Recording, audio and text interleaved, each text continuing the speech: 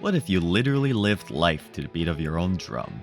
Now, what if it was just not your life, but the entire world surrounding it that marched the same drum? Released out of nowhere by developer Tango Gameworks, known for their previous works, The Evil Within and Ghostwire Tokyo, today's game have already captured the hearts of many, becoming a strong start of the year release for a year full of upcoming heavy hitters. But what makes it something that many will immediately sing for it the highest of praises, and even go so far to claim it a potential game of the year at the beginning of the year? Well, let's dig deep to the March of the Rhythm as we give a second opinion for Hi-Fi Rush.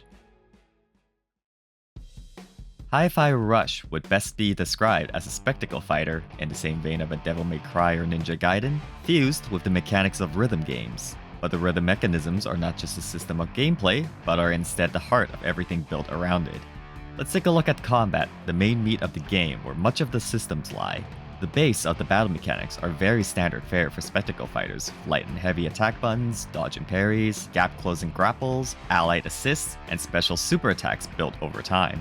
But whereas rhythm mechanics being built into attacks are not entirely unique to Hi-Fi Rush, in this case making attacks only execute to the beat no matter how hard you mash, and giving them extra damage or effects if the button is tapped correctly to the beat, Hi-Fi Rush takes a step further, breaking out into a sprint, making everything else related to rhythm. Most notable is the fact that enemy attacks also execute within the beat.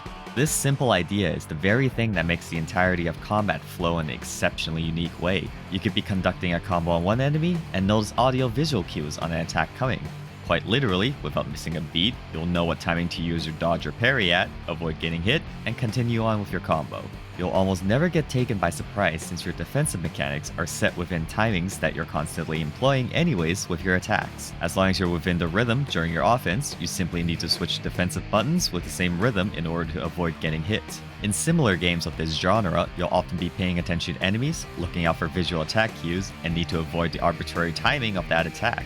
But in Hi-Fi Rush, enemies will warn you of their attacks and then strike all to the rhythm of the beat, giving combat an uninterruptible flow. And sure, this can get repetitive over time if it was the only comic mechanic, but all the other systems of the genre are also employed, and are done quite well. Your gap closer grapple also operates within rhythm, meaning you attach enemies and arrive to them on beat, keeping the flow of combat consistent. The resource required to use special attacks are built quite rapidly over combat encounters, and are lost between combat. That incentivizes you to use them instead of worrying over saving them for tougher fights. Allied assists can technically be called at any time, but like you, their attacks happen on beat, and the effectiveness of each depends on the type of enemy targeted. Enemy variety is well varied and logically designed. There are usual ranged and melee cannon fodder, your chunkier medium-sized enemies, and larger elites with unique attack patterns. Their silhouettes are easily recognizable, letting you learn and memorize their unique attacks, then apply them throughout the game. Their colors also correspond to which allied assist is best used against them. A green armored enemy needs to have their armor broken by Macaron, our green ally. A blue enemy might employ barriers and need to be shot down by Peppermint, our blue ally. All of this gives combat that extra layer of depth, keeping things varied just enough to be enjoyable throughout, but doesn't distract you from the core of the base rhythm combat. The elites especially offer a special challenge, sometimes employing attacks more rapidly than the usual 4/4 beat. To those familiar with music, that would be 8th or 16th notes, the beats within the beats. Take them down to the last of their health, and they'll take you into a short minigame where they telegraph one last combo of attacks before challenging you to avoid the entire series. Succeed, and you'll be rewarded with satisfying execution of the enemy. Now the beat doesn't stop after combat, as between combat sections are typically platforming sections, again common for the genre. Employing double jumps and air dashes, you get from point A to B, occasionally trekking off the beaten path to pick up some extra scrap currency, bonus slots for your gauges, or even little secrets hidden throughout. But again, the beat never stops, even out in the world. The environment breathes to the rhythm, both the little inconsequentials and even the more important environmental hazards. Floating platforms, shifting elevators, electrified floors, and other such things all move or activate to the rhythm of the music. In other games, such things are also set to a usual static pattern, but in Hi-Fi Rush, their pattern is explicitly given to you by the backing track, taking the guesswork out of your exploration in a good way. Other interactions are also employed to keep things varied. Allies need to be called to get through something, switches need to be smacked, machines fixed, and even rails to grind. All these are infused with their own little rhythm minigames. Now, it would be all for naught if all these systems were to overwhelm the players, as often happens with denser spectacle fighters, even more so now fused with a rhythm game. Hi-Fi Rush, however, keeps to an excellent curve in how much it gives to the player at a time. Your abilities, allies, combos, and even key gameplay mechanics are introduced over time within the first half of the game. Trickier enemy types are only encountered after you learn how to employ your defensive mechanics. Your combos are purchased over time with the in-game currency gained. The multitude of rhythm minigames are spread throughout the experience. All of this is given with ample tutorials, hints, and tips when applicable. The appliance of rhythm too can sometimes be difficult, as the ability to keep rhythm varies between people. Hi-Fi Rush, however, makes it as accessible as possible, offering lots of visual assistance that you can activate or remove as you please.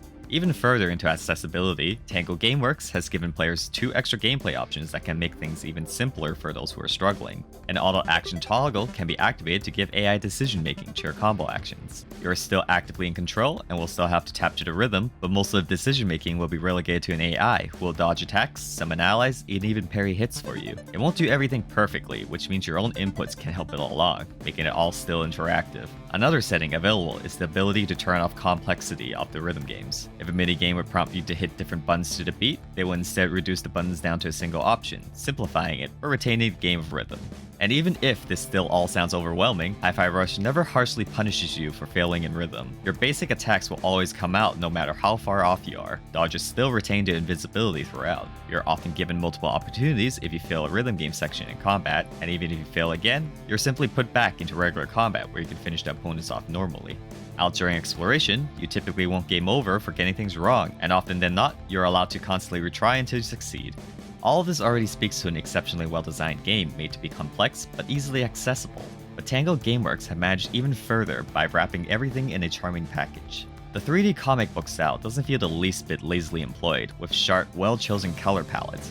Textures are simple, but employed with enough decals that they don't become bland. Environments are decently varied throughout the game, but what's especially impressive are the character animations. In and out of cutscenes, even through the art style, characters move in believable motions, and facial movements are always expressive, even, again, through the simple art style. This makes all the little scenes in the game, even with the generally simple story, enjoyable to the experience. Though characters aren't very deep and typically don't go through much development throughout the story, they're all immediately charming at introduction, often bantering each other throughout the game. And a simple story honestly works well for this kind of experience. The scenes are short, giving a few chuckles along the way, then throws you back into the gameplay. You don't want to pause to the rhythm for too long. So even I've been singing praises for the game. Are we looking at the perfect employment of the genre of Hi-Fi Rush? Well, not exactly. There certainly are some caveats that occasionally put some brakes onto my enjoyment. Within combat, green armored enemy types typically require 2 or 3 hits from your green ally in order to break through, and are otherwise invulnerable. That same green ally has the longest cooldown between them, which creates moments where you're waiting around waiting for it to recover, doing nothing else in order to finally deal direct damage to the enemy. Parries, while simple to use, comes with very little feedback when successfully applied. At times when parrying multiple hits through more busy sections of combat, I would struggle to tell if I was actually successfully deflecting hits, or was just simply getting hit. This becomes more apparent when going for the parry counter, which requires waiting a single beat after a parry before executing. Not having an obvious visual audio cue makes things a little more difficult if the screen becomes busy. Ally calls can also become fiddly at times. Between the 3 of them, you can only toggle between them with a single button, meaning if you need a specific ally at a time, you'll need to recognize which ally you're currently equipped with, then recognize how many times you need to toggle in order to swap to them. The best option was to learn their order by heart, but as the toggle is one of the factors that doesn't play into the rhythm, it was something that took me out of said rhythm whenever I needed to consider it. I've also had some minor issues with platforming sections, key of which is that sometimes it feels like there's too much of it. Your character's movement speed, though fine in combat, sometimes feels slow when moving throughout the environment even when dashing around. This, along with the occasional long stint between combat sections, sometimes starts feeling like a drag, since combat is the highlight of the experience. The platforming itself can keep itself somewhat interesting with its variables, but also lacks anything that requires forethought to clear. Thankfully, if dialogue is your kind of thing, there's plenty of NPCs within the stage that offer fully voiced flavor dialogue throughout. Now, even with all these potential issues in mind, the highs of Hi-Fi Rush makes it all too easy to disregard them. Sure, there are a few moments where I might have started questioning my experience, but the moment the next amazing encounter starts, all becomes easily forgiven. And with that, here are my opinion on things. Rhythm games are underrepresented. Rhythm mechanics are underutilized. Hi-Fi Rush offers with it a serving of rhythm baked within its more easily accessible genre of a spectacle fighter, and then makes it as easily employable as it could be. The entire game is developed with love and care for detail on both sides, and even manages to craft a charming visual experience while it's at it. I thoroughly enjoyed my time with Hi-Fi Rush, and at $30 or through Game Pass, it's an absolute bargain for what it is. I give Hi-Fi Rush a hearty recommendation. Another day, another opinion done. Why not let us know your own opinions down in the comments below? And if you enjoyed the content, let me know by liking the video. You could also subscribe to get notified when new videos pop up. And join us at our Twitch channel at twitch.tv/secondop. That's second up with the number 2, where we commonly stream games like this along with other underrepresented games. And most importantly, enjoy more games. Take it easy.